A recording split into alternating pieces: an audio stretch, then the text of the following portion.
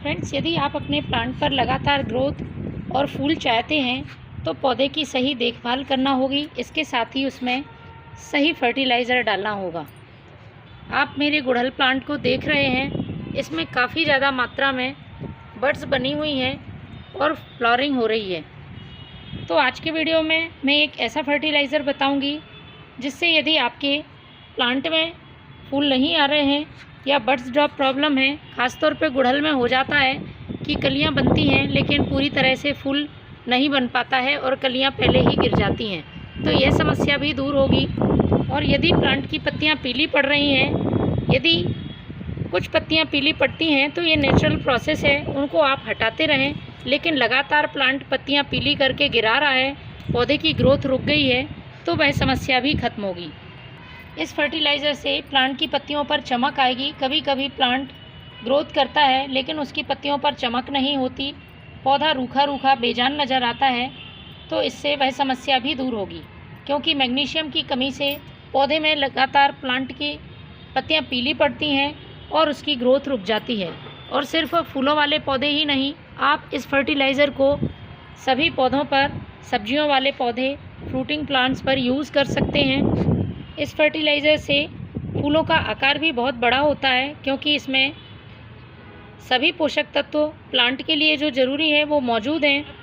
यदि फ़ायदे की बात करें तो इसमें मौजूद पोषक तत्व पौधे में कलियां बनाने में हेल्प करते हैं। पौधों की जड़ों का विकास होता है। जब तक जड़ें मजबूती से विकास नहीं करती हैं, पौधे की ग्रोथ नहीं होती है और उसमें किसी तरह की फ्लावरिंग या फ्रूटिंग नहीं होती है। तो इस बात का आपको ध्यान रखना है कि पौधे को आपको समय समय पर सही पोषक तत्वों से भरपूर फर्टिलाइज़र देना होगा। ये फर्टिलाइज़र दो चीज़ों से मिलाकर मैंने बनाया हुआ है। इससे प्लांट से जुड़ी कई समस्याएं खत्म हो जाएंगी। यदि पौधे में पोषक तत्वों की कमी से ग्रोथ नहीं हो रही है, फूल नहीं आ रहे हैं, तो वह समस्या दूर होगी। तो चलिए शुरू करते हैं किस तरह से इस फर्टिलाइज़र को बनाना है। फर्टिलाइज़र को बनाने से पहले आपको प्लांट की मिट्टी की अच्छी तरह से गुड़ाई कर लेनी है, जिससे जड़ों को पर्याप्त मात्रा में ऑक्सीजन मिल सके और हम जो भी फर्टिलाइज़र डालें वो जड़ें जल्दी से अवशोषित करें। इससे हमारा प्लांट पे फर्टिलाइज़र का फ़ायदा हमें बहुत जल्दी देखने को मिलेगा। ये एक लिक्विड फर्टिलाइज़र है, इसलिए प्लांट पर बहुत तेज़ी से असर करता है।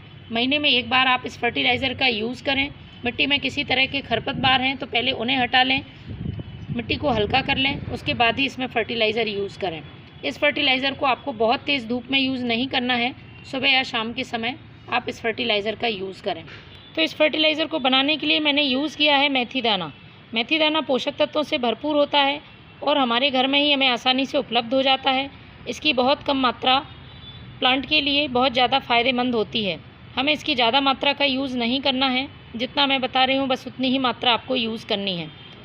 तो 1 चम्मच मेथी दाने को आपको 1 गिलास पानी में 1 रात के लिए भिगा कर रख देना है। तो 1 रात पहले मैंने ये मेथी दाना इसमें भिगा कर रख दिया था पानी में। कुछ इस तरह से ये मेथी दाना फूल जाना चाहिए, जिससे इसके सारे पोषक तत्व पानी में मिल सकें। यूँ तो मेथी दाने का कई तरह से फर्टिलाइज़र में यूज़ कर सकते हैं, लेकिन इससे प्लांट को बहुत जल्दी फ़ायदा मिलता है।